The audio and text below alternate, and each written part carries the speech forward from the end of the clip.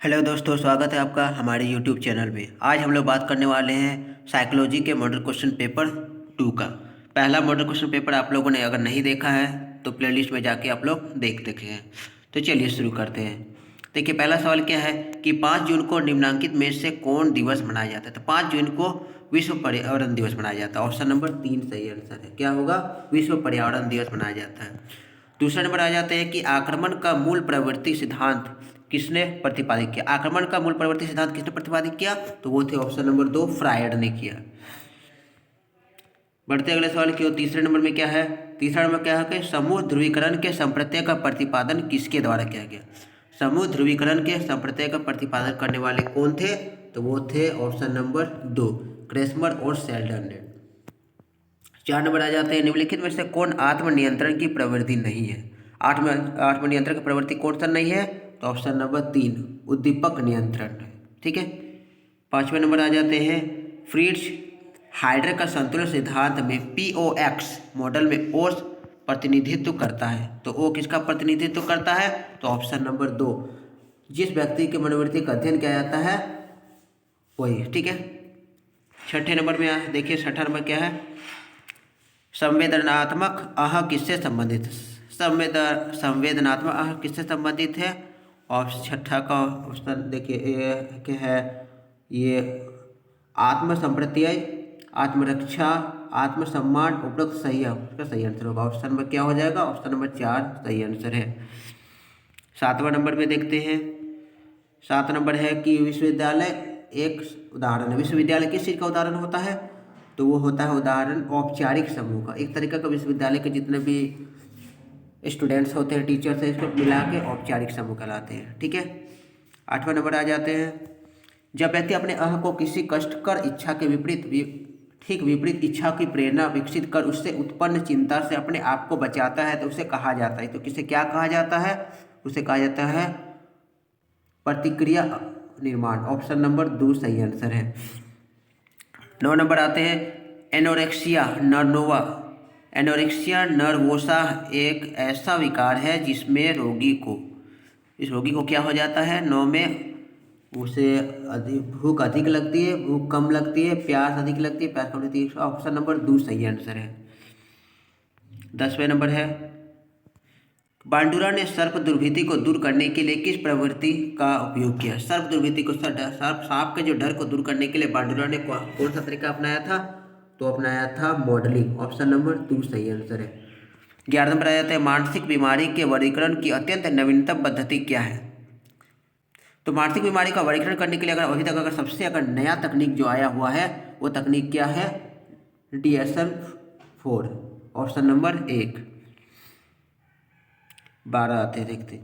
देखिए, मनोवृत्ति परिवर्तन के द्विस्तरीय संप्रत्यय को किसने प्रस्तुत किया? मनोवृत्ति परिवर्तन के द्विस्तरीय संप्रत्यय को प्रस्तुत करने वाले कौन थे? तो वो है ऑप्शन नंबर देखो S M Mohsin option number 4। 13 नंबर देखते हैं संज्ञानात्मक असंवेदिता की उत्पत्ति कब होती है। संज्ञानात्मक असंवेदिता की उत्पत्ति कब होती है? तो वो होती है जब व्यक्ति के सामने दो विरोधात्मक सूचनाएं होती। ऑप्शन नंबर 3 सही आंसर है इसका। ऑप्शन नंबर कितना है? 3।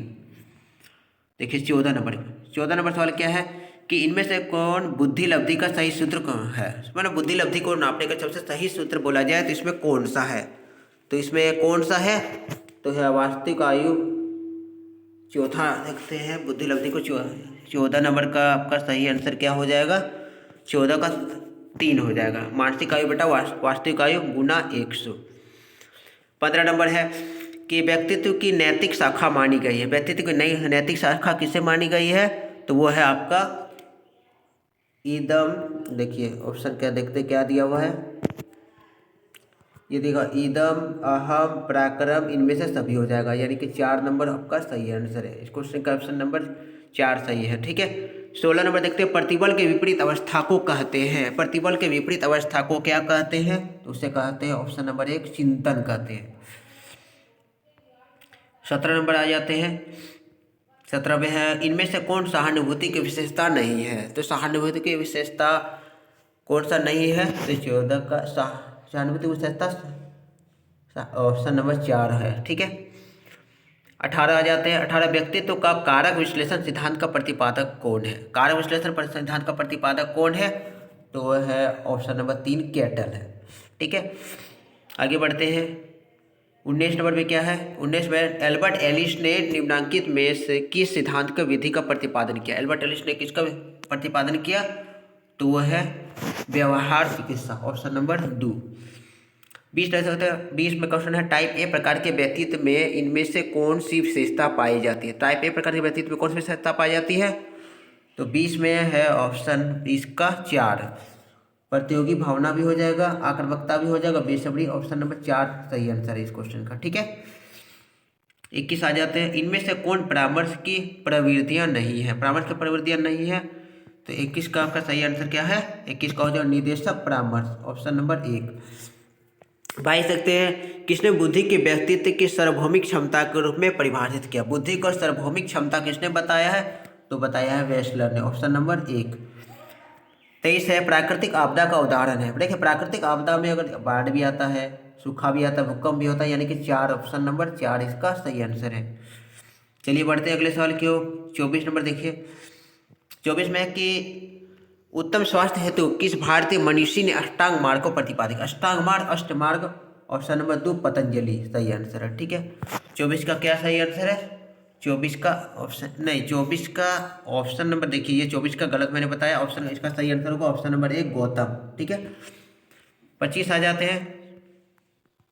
25 क्या है? सामूहिक अचेतन का संप्रत्यय का प्रतिपादन किसने किया? सामूहिक अचेतन का संप्रत्यय का प्रतिपादन किसने किया? तो 25 का सही आंसर हो जाएगा युंग ने, ऑप्शन नंबर 1 सही आंसर है। ठीक है, 26 आ जाते हैं। 26 में क्या है कि फ्राइड द्वारा प्रतिपादित मनोविश्लेषण विधि के संबंध में कौन सा कथन सही है? कौन सा कथन सही है? 26 का देखते हैं। मनोविश्लेषण व्यक्तित्व का एक सिद्धांत है, ये तो सही है।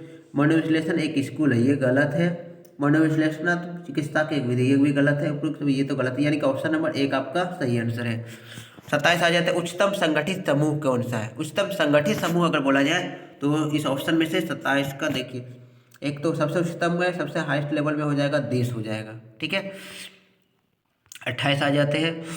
28 क्या है कि व्यवहार चिकित्सा आधारित होती है। व्यवहार चिकित्सा किस पर आधारित होती है? तो होती है सीखने के सिद्धांत पर, ऑप्शन नंबर 2 सही आंसर है। 29 आ जाते हैं। किसने व्यक्तित्व को पूर्ण रूप के कार्यशील व्यक्ति माना? किसने व्यक्ति को पूर्ण रूप के कार्यशील व्यक्ति किसने माना है? तो ये किसने तक वो होता है? कार्ल रोजर्स, ऑप्शन नंबर 1 सही आंसर है। 30 में जाते हैं। 30 में क्या है कि किसने बुद्धि का त्रितत्व सिद्धांत प्रतिपादित किया? त्रितत्व सिद्धांत देने वाले कौन थे? तो वो थे स्टर्नबर्ग। ठीक है, ऑप्शन नंबर 4।